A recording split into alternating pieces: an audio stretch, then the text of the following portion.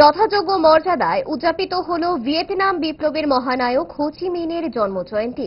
আজ আগরতলাস্থিত সিপিআইএম ত্রিপুরা রাজ্য দপ্তরে এক অনুষ্ঠানের মাধ্যমে এই মহান বিপ্লবীকে গভীর শ্রদ্ধা জানানো হয়।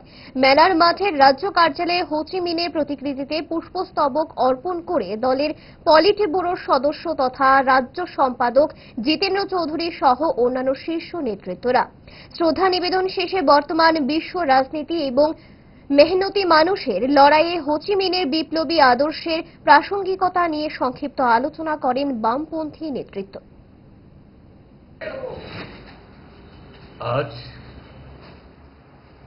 বিশ্ব কমিউনিস্ট আন্দোলন তথা ভিয়েতনাম মুক্তিযুদ্ধের ভিয়েতনামের স্বাধীনতার অন্যতম বর্ণময় নেতা কমরেড হো চি মিন, যিনি চাচা হু হিসেবে পরিচিত, তার ১৩৭তম জন্মদিন। আজকের এই দিনে তিনি